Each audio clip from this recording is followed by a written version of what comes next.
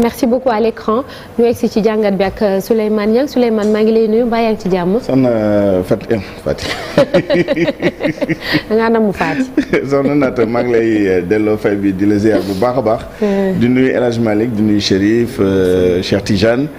toute l'équipe technique à la régie ak suñu mbokk téléspectateurs yëpp. merci beaucoup yow de sa barbe bi rafet na Souleymane ute naa ki nekk sa wet. yaa Fatou kenn yaru ci moo tax mbiri si say neuf waaw. Fatou rëcc na waaye jàmbur. merci jërëjëf. alors Souleymane tey dañu bëgg a taxaw tuuti ci rapport annuel bu mujj bu banque mondiale bi ñu ngi ko génne yàggul dara barki démb mu am loo xam ne wax nañ ko ci Sénégal waaye peut-être ñu am benn leeral bu tuuti rek bu ñu def ndax am na ñu naan Sénégal mooy dëkk bi gën a endetté ci continent bi ñi naan dafa topp ci ginnaaw Mozambique ci classement boobu loolu ban yan leeral nga ci mën a indi. waaw rapport bi deful classement. par contre boo xoolee chiffres yi par rapport ak Mozambique par exemple. effectivement Mozambique seen bor. par rapport ak rapport bi dafa jéggi dayoo. parce que am nañu boru 66 milliards de dollars mais le problème c'est pas ça c'est pas le stock. parce que stock boobu am na ñu ko ëppale boo jëlee Maroc par exemple moom moo ëppale Mozambique parce que Maroc mu ngi 69 milliards de dollars mais boo rapporté stock bi. ci revenu brut. Revenu national brut équivalent à peu près hein, c'est pas la même chose du PIB foofu la écart yi di commencer bëri parce que Mozambique ñu ngi à 350% 350 et plus hein, ils sont à 356%. Seen dette ça représente 356%, c'est-à-dire plus de 4 fois que leur revenu national brut. Alors que boo jëlee par exemple Maroc bien que ñoom ñoo ëppale en stock. boo ko rapporté seen revenu national brut c'est 50%. Sénégal 133. alors Sénégal ce qui nous amène au Sénégal. boo rapporté suñu stock dette à notre revenu national brut. qui dans notre cas n'est pas loin du PIB parce que c'est à peu près 30 milliards de dollars moom mooy suñu PIB à peu près. suñu revenu national brut. Selon ce rapport-là, c'est 29,6 milliards. xam nga loolu sorantewul diggante 29,6 ak 30 à peu près c'est la même chose. boo rapporté ñun suñu dette effectivement ci suñu revenu national brut, c'est-à-dire à peu près à notre PIB, on est à 133%. D'où ma question. Oui.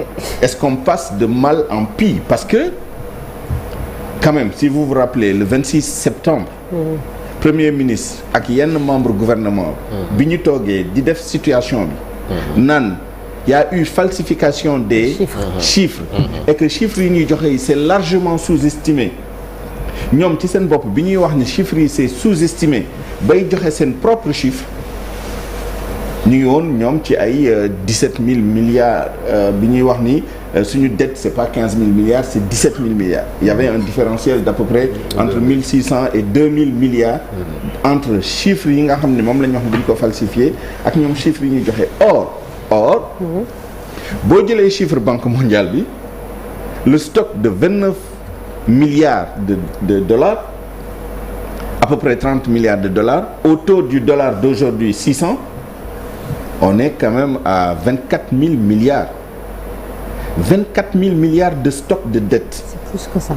C'est largement plus que lii nguur gi bees wax ni sax foofu la dette bi tolloon et que ñoom seen bopp dette chiffre bu ñu joxe woon boobu c'était largement au-dessus du chiffre officiel yi nekkoon ci document dégg ngeen lu ñu ci wax li yëpp fii parce que il faut tenir compte des dates aussi alors et il faut dire que rapport Banque mondiale bi qui s'appelle précisément rapport international sur la dette extérieure qui est sorti il y a quelques jours le 3 2023 lay couvrir pas 2024 oui. Vous vous rendez compte en 2023 selon les calculs de la Banque mondiale de fin 2023 on était à 24 000 milliards de dettes alors que à ce moment-là ñun suñu bulletin statistique de la dette mu ngi doon wax 15 000 milliards même si en juin 2024 on est passé à 16 600 milliards pas loin des 17 000 milliards mais bon c'est quand même ça interpelle Ousmane Sonko ak nguur gu bees bi ñuy def conférence de presse. En septembre 2024 boobu bi ñuy def ratio bi dette sur PIB ñu ngi naan non. Les chiffres falsifiés parlaient de 76% du PIB alors qu'on est au-dessus de 80. On disait même 83%. Or, voilà un document qui nous dit qu'en 2023 déjà, on était à 133% du revenu national brut qui, je le rappelle encore une fois, dans le cadre du Sénégal. Dans d'autres pays, mën na am écart. Ça dépend na ngay jëflante ak extérieur. Mais ñun, dans notre cas, ñaari valeurs yi sorantewul. Donc mën nañu ne c'est à peu près la même chose. Ça veut dire que 2023, on nous dit que suñu dette déjà c'était à 133%. Je signale une chose. Il y a quelques jours, d'ailleurs, j'avais saisi le bureau de la Banque mondiale à travers le responsable de la communication et j'avais fait saisir aussi par une autre personne de la radio notamment pour ñu interroger. Il y a un document qui est sorti il y a quelques semaines de la Banque mondiale, Africa Pulse. Chaque année chaque trimestre chaque semestre pardon dañ koy génne amoon na benn avril am benn octobre bii ñu génne ci mois d'octobre c'était sur l'éducation mais vers la fin il y avait des tableaux où il y avait des données macroéconomiques sur l'éducation Sénégal toutes les statistiques étaient là-dedans blabla mais sur les données macroéconomiques notamment sur le déficit budgétaire et sur la dette ñun dañu effacé Sénégal bokk ci woon. Donc j'avais interpellé le bureau de la Banque mondiale pour leur demander qu'est-ce qui se passe. On nous avait dit que oui, ils ont escaladé la question à Washington et bla boobu léegi ñu ngi xaar on n'a pas de réponse. Autre chose. Banque mondiale dafa am en ligne benn open data genre base de données là c'est ouvert c'est sur la dette justement. Et ils mettent les dettes de tous les pays yu ñuy jëflanteel. D'ailleurs c'est l'une des sources yu ñu utiliser pour alimenter ce rapport-là. Un moment, la page du Sénégal était complètement effacée. Man, c'est une page que je suis régulièrement. Un moment, ils l'ont effacée. Ils ont enlevé toutes les données. J'ai pas encore vérifié s'ils ont remis. Mais, boo xoolee méthodologie bi ñuy utiliser ñoom pour am seeni ay chiffres, ils ne se contentent pas de ce que l'État leur donne. ñoom dañoo am benn système bu tudd Data Reporting System DRS képp koo xam ne yaa ngi jëflante ak Banque mondiale mu lay lebal à travers la Banque internationale pour la reconstruction et le développement wala l'association internationale pour le développement IDA képp kuy jël foofu xaalis da nga am obligation di renseigner système boobu maintenant yow li ngay joxe comme information ñoom li ñuy jël ci sa balance de paiement li ñuy jël ci yeneen source d'information notamment le FMI ak yeneen ñoom am nañ fu bëri fu ñu mën a jëlee information foo xam ne effectivement boo buggee jaxase chiffres yi mënoo leen nax fenn rek nga leen mën a nax parce que système bi ça n'intègre pas la dette à court terme mais même loolu ils ont les moyens à travers même d'autres systèmes yoo xam ne banques yi lay lebal par exemple dañoo dem am obligation pour dem kan nañu lebal la lañ la lebalee et cetera pour am information bi donc bu ñu la waxee chiffres yi gëmal ni ça va au-delà de ce que l'État leur donne parce que il y a ce que l'État leur donne ce que d'autres banques multilatérales notamment la Banque africaine de développement leur donne ce que des pays de l'OCDE leur donnent ce que des banques privées même leur donnent à travers des systèmes obligatoires de reporting nan la ñuy jëflante ak dëkk yi ak yi ni mel ces chiffres là sont et on n'en a pas donné l'importance parce que coow li amoon fii yëpp ci falsification chiffres et cetera li moo ko gën a graaw parce que bu nekkee septembre bi ñuy wax ni dañ doon falsifier dañoo jógee ci 15 000 milliards ne non c'est faux c'est pas 15 000 milliards c'est 17 000 milliards et que finalement on nous dise que le stock de la dette du Sénégal 24 000 milliards 24 000 milliards et 133% du revenu national brut ça mérite un débat national hein. Ça c'est très inquiétant. Pourquoi? Parce que même les budgets loi de finances rectificative ak loi de finances initiale 2025 parce que la mooy impact dette bi bu nekkee ni nii la toll c'est quand même le service de la dette le principal on sait c'est pas dans le budget mais les intérêts et les commissions bu boobaa day yokku mais considérablement parce que ci rapport Banque mondiale doguma la Souleymane ñu ngi naan paiement intérêt yi dafa augmenter de près d'un tiers te ci pays yi nga xam ne ñoom ñoo gën a sonn daanaka ci la pression bi gën a metti ci ñoom muy am conséquence par ricochet bien évidemment ci ay secteurs yoo xam ne xaalis boobu foofu la waroon dugg santé éducation agriculture etc. Évidemment voilà. Ils l'ont dit effectivement il y a une augmentation on est à 1,4 trillion c'est 1400 milliards de dollars yu yokku ci service de la dette mais dans le monde dans les 119 pays qui sont pris en compte dans le rapport mooy ñiy jëflante ak Banque mondiale donc chaque pays est un cas particulier mais boo jëlee nga mettre à jour nos chiffres de la dette di nga gis ni effectivement day am impact naturellement sur le service de la dette ci budget bi c'est-à-dire au lieu des 548 ou 578 milliards yi ñuy wax ni moom la ñuy fay par an en termes d'intérêt et de commission ça va peut-être doubler parce que quand on passe de 17 000 milliards selon les nouvelles autorités à 24 000 milliards il y a forcément un impact sur cet agrégat-là c'est-à-dire les intérêts et les commissions yi nga xam ne dañ koy fay ci dette bi or loolu bu yokkoo ça veut dire que les dépenses augmentent ça veut dire que le déficit budgétaire augmente effectivement mais mieux encore parce que déficit boobu justement moom mooy wax yan autorisation parce que mënoon lebu te amoo autorisation Assemblée nationale normalement ok ça veut dire quoi le besoin de financement bi nga xam ne moom la ñuy identifier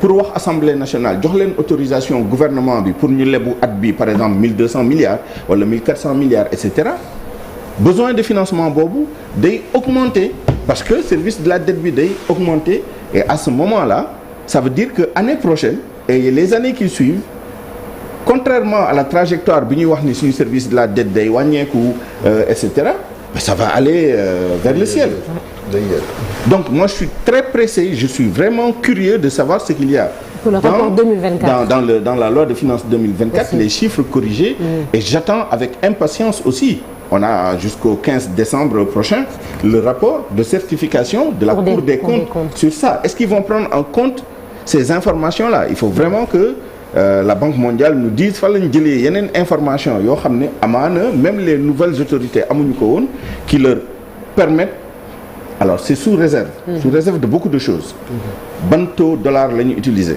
c'est ça ñun taux dollar bu ñuy utiliser pour joxe suñu chiffres yi c'est le taux c'est un taux moyen peut-être mais très proche du taux du jour parce que fluctuation yi c'est pas si énorme que ça aujourd'hui le dollar oscille entre 600 et 615 voilà ñu ngi ci zone boobu ban chiffre le Banque mondiale utilisé mais mënul utiliser chiffre bu ëpp $615 parce que en 2023 on n'en était pas là je pense wala bokk plus alentour yooyu lay tourner am nañ seen méthode bu ñu calculer le revenu national brut méthode Atlas la tudd avec des moyennes qui tiennent compte de l'inflation et tout ça mais ça ce sont des technicalités grosso modo ça ne va pas trop s'écarter du taux du dollar loolu mënoon na nekk un facteur explicatif pourquoi mu am écart bu rëy boobu mais ce facteur là il sera marginal muy beneen bi ñoom bu ñu calculer dañ naan la dette extérieure moom mooy la dette bi nga xam ne moom la état bi jëflanteel ak tous les non résidents or ñun dañoo nekk ci zone communautaire ñun suñu définition résident ak peut-être keneen définition résident am du benn ñun suñu résident mooy ñi nekk ci espace bi or xëj na ñoom bu ñu calculer résident moom mooy en dehors de l'économie nationale mooy du pays mais loolu même bu doon dañ ko tenir en compte facteur aggravant lay nekk parce que ça voudrait dire que ñoom bu ñu calculer duñ tenir en compte dette bi nga xam ne mu ngi ci sous-région bi or ça voudrait dire que buñ ko ci boolee day ñëw yokk encore ci à peu près 30 milliards de dollars yi nga xam ne moom la ñu wax ni moom la ñu am dette mais peu importe je pense que ils ont tout pris en compte la dette à long terme la dette à court terme parce qu'ils ont eu les données même si on leur a pas donné on n'est pas obligé de leur donner peut-être qu'on leur a donné mais on n'est pas obligé de leur donner mais ils ont toujours les moyens de trouver cette information extérieur est-ce que c'est le périmètre national est-ce que c'est le périmètre communautaire peu importe bu nekkee l'un ou l'autre mënul nekk moins de 30 milliards à peu près yi ñu wax ni moom la ñu am beneen facteur bi day nekk RNB PIB wax naa ko dans notre cas il y a pas trop de différence c'est à peu près le même agrégat ça tourne autour de 30 milliards de dollars. Au taux d'aujourd'hui, ça va nous faire effectivement 18 000, parce que 3 fois 6, 18 là, 18 500 milliards de PIB ou de revenu national. On parle d'une augmentation nette des exportations au mois de septembre. loolu ndax mun na am njeexital ci li nga xam ne moom mooy dette boobu pour mu xëy na contrebalancer ko wala lu nu mel. njeexital bu indirect parce que bon par exemple ñoom bu ñuy def rapport bi dañu sukkandiku ci balance des paiements parce que ñoom rappelez-vous bu ñu wax dette c'est les résidents les non résidents et RNB dafa am benn dimension aussi jëflante revenu net yi ngay am de l'extérieur donc balance des paiements ku ko wax aussi ce jëflante ak extérieur y compris ce déficit ou excédent commercial bon c'est normal aussi que nos exportations augmentent si tant est que ça couvre la période bi nga xam ne day intégrer début exportation pétrole bi c'est normal et puis comme ils l'ont dit il y a le pétrole il y a le titane et il y a l'or sont les trois matières wala produits yoo xam ne contribuer na ci lu tax kii yokku exportation yi mais en la matière c'est la balance qui est importante c'est-à-dire sa exportation moins sa importation en ce qui nous concerne parce que yeneen dëkk day nekk sa importation moins sa exportation mooy ñi excédentaire mais nous on est largement déficitaire notre balance continue à être largement déficitaire parce qu'on importe trop. Le ministre de l'Agriculture l'a rappelé l'autre jour en venant ici, produits alimentaires, mais il n'y a pas que ça. Il y a les produits pétroliers, les produits finis, il y a les équipements, ay auto, dañuy importer ci auto mara d'Italie, ay machines ak yi ni mel, ce qui fait que effectivement balance bi ça reste toujours levée de fonds bi ñu bëggoon def sur le marché de l'UEMOA ñu ne amuñu fa dara ndax loolu dafa am rapport ak suñu endettement bi même si waaw ça je vais laisser le débat entre eux mais ce que je peux retenir moom mooy que ni Sénégal quand même depuis quelques temps inauguré na di lancer ay appel à l'épargne publique muy am souscription ñun lu ñu tàmmoon mooy Sénégal bu soxlaa 30 milliards ñu souscrire ay 50 milliards xëj na in fine mu retenir 35 wala 32 33 dépendant ay et cetera mais dépendant aussi des maturités parce que dañu émettre ay bons du trésor à court terme en général 365 jours après ñu def ay maturité 3 ans ay obligations ak 5 ans dafa am yenn si yoo xam ne par exemple les maturités à court terme là dañoo commencé am ay souscription nga soxla temps ñu souscrire moins parce que intervenants yi ñoo dul bëri intervenants yi il faut pas c'est pas nous individus sont les banques les institutions financières et cetera ñoom ñooy les assurances à travers les SGI wala des structures yoo xam ne dañoo spécialisées en valeur du trésor yooyu yëpp loolu lu bees la ci Sénégal beneen bi moom mooy ministère wax na dëgg les émissions yi ñuy def sur le marché régional c'est planifié à travers UEMOA titre boo xam ne bànqaasu BCEAO la ça c'est l'économie c'est am nañu seen ay manières yu ñuy def pour lever des fonds et cetera tey jii boo bëggee tester confiance signature bi paramètre boobu ci la bokk moom mooy lever dans la région là dans la sous-région mais aussi suñu obligation yi nan lay comporter wu sur le marché secondaire mooy yi ñuy émettre ba pare et puis bu ñu soxlaa bon il est clair que ñun amatuñu yoon ci eurobond bi ñu mujjee jël moom moo nekkoon le dernier de l'année 2024 peut-être l'année prochaine Dieu seul sait mais on verra l'année prochaine bu ñu soxlaa xaalis à quelles conditions lañ koy amee du ñàkk mu am toujours ku ñëw lebal la mais ça dépend aussi ci ban niveau de risque la ñu bëgg jël donc tu as les hedge funds tu as les fonds vautours tu as des investisseurs un peu père de famille pépère là qui cherchent de petits rendements genre affaire yu mel noonu ça dépend kan mooy souscrire yow sa appel au marché wala rebond yi ngay lancer ak yan taux ngay am ak yan maturité et cetera. Dernière question Diaw. entre temps maanaam bi ñu jógee groupe consultatif de Paris ba ñu doon wuti foofu xaalis gars yi naan am nañu plus que lu ñu soxla woon Birima Mangara sax ba ki dee mi ngi fi woon fii naan dañu wóolu woon. dégg naa ko ak par rapport ak situation tey bi quelle est la différence et qu'est-ce qui s'est dégradé en tout temps? Il y a beaucoup de choses qui se sont dégradées, notamment la confiance. Et il faut pas être un devin pour comprendre que quand les autorités d'un pays elles-mêmes reconnaissent que dafa am ay fraude, ay falsification, etc. Non mais ça va au-delà de la perte de confiance. Enfin, de la perte de confiance, encore une fois, de certains investisseurs. Pas tous. am na ñeneen ñoo xam ne situation yi la ñu wut. Pour d'abord fëgg la ay taux voilà ay taux d'intérêt yu metti wala ay banques. ay JP Morgan yi ngay dégg ay Morgan Stanley Goldman Sachs et cetera ñoom ñëpp ça dépend rek. ça dépend parce que mën nañu perdre confiance ci yow mais am ay pexe yoo xam ne mën nañ la lebal te di nga leen fay. la budda te di nga leen fay conditions yi nga leen war a fayee yi. Alors ça dépend est-ce que da ngay tayle dara est-ce que dafa am ku lay garantie. loolu la fi FMI doon jëriñ. FMI c'est ça aussi la rupture de notre relation parce qu'il faut l'appeler ainsi.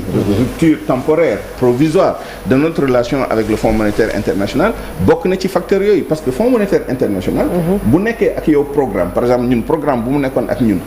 même avant bii yeneen yi. c'était quand même des programmes de confiance moom mooy mën ngeen lebal dëkk bi parce que ñun ñu ngi fii pour surveiller est-ce que ñu ngi tenir seen économie nu mu waree. se porter garant. voilà léegi yow amatoo institution bu mel noonu bu lay garantir.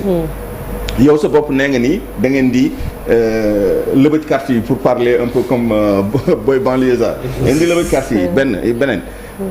Troisièmement il y a aussi la conjoncture. Est-ce qu'il y a suffisamment d'argent? Est-ce qu'il y a une confiance générale entre les acteurs économiques, les banques, les compagnies d'assurance, etc. Yooyu yëpp ce sont des facteurs. Mais en tout cas, ñun, en ce qui nous concerne, suñu performance économique, qui ne sont pas terribles, suñu confiance bi nit ñu amoon ci ñun par rapport à la parole bi nga xam ne moom la autorité yi jël la dernière fois. Bon, après, on peut comprendre ce qu'ils ont dit.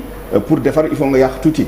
Ils ont pris le risque en espérant que peut-être à la faveur de ces nouveaux chiffres-là qui sont sortis, les investisseurs vont se dire maintenant on a un tableau plus clair, on saura comment avancer avec ces gens-là. Mais il est évident avec 133% de ratio d'endettement sur le revenu national brut, il ne reste plus de marge de manœuvre. Non seulement on a largement dépassé les critères de convergence. Je signale que la Côte d'Ivoire, par exemple, et je conclus avec ça, pour nous donner une idée, parce que ñu ngi wax Mozambique daf ñu xaw a sori tuuti, Maroc daf ñu xaw a sori tuuti, Côte d'Ivoire ñoo bokk même espace. Côte d'Ivoire moo ñu ëppale dette téeméeri junni yoon, parce que ëppale wuñ ñu dette en stock non, mais même boo jëlee seen stock nga rapporté ko seen revenu national brut, ils sont à 48%. 48, moins de 50%. Là où nous, on est à 133%. La Côte d'Ivoire est conforme aux critères de convergence de l'UEMOA. Nous, on explose les plafonds. Or, ratio boobu dafa am importance. Même banque bu lay lebal dina la laaj yow keneen est-ce que am nga yeneen bor yoo contracté. C'est pour savoir quoi lan mooy sa capacité de remboursement. Léegi nag yow bu nekkee ni da nga yoreel à hauteur de 133% de ta capacité de générer des richesses et d'avoir des revenus, parce que xooluñu ko kese ci GNI bi ils ont regardé aussi par rapport aux exportations. Et nous on est à 300 et quelques pourcents de nos exportations. Alors loolu dafa am importance. Ça veut dire que les marges de manœuvre se sont largement réduites avec maintenant la question et l'équation qui est posée aux nouvelles autorités. Fan la ñuy jëlee xaalis. Ils ont dit que voilà il y a les investisseurs nationaux, il y a peut-être d'autres parties du monde qui vont accepter de nous prêter. Peut-être c'est ce qui explique les déplacements un peu frénétiques du président de la République vers une certaine partie du monde. On verra bien ce que ça va donner. Merci beaucoup. Aussi ci mbirum transparence parce que surtout ñu ngi xaar li nga xamante ne mooy loi de finance documents yi ñu xam déjà budget bu Sénégal parce que ministère bi muy tontu le quotidien démb lañ xam ni def nañ fi benn mobilisation le 15 bi passé 92 milliards. C'est ça. Il ne l'avait pas dit. mais si c'est passé à travers UEMOA titre c'est leur obligation UEMOA titre de faire le compte rendu moom mooy li ngeen di gis dans le soleil en général ñu def benn tableau tel pays a sollicité le marché voilà lii la souscrire lii mooy taux bi lii mooy taux pondéré bi et cetera taux marginal et blabla ben pour l'instant on l'a pas vu bon maintenant est-ce que ça veut dire que c'est passé par UEMOA titre c'est ça aussi la question si UEMOA titre ne communique pas là-dessus ça veut dire que c'est pas passé par UEMOA titre mais bon il semble dire que c'est passé par UEMOA titre soit UEMOA titre a fait le compte rendu ça nous a échappé ou alors c'est pas encore fait peut-être qu'il y a un délai pour le faire on verra bien Inch'Allah merci beaucoup merci Souleymane jërëjëf ci jàngat bi dañuy jàll très rapidement ci ponk bu mujj muy suñu invité ñu dalal ko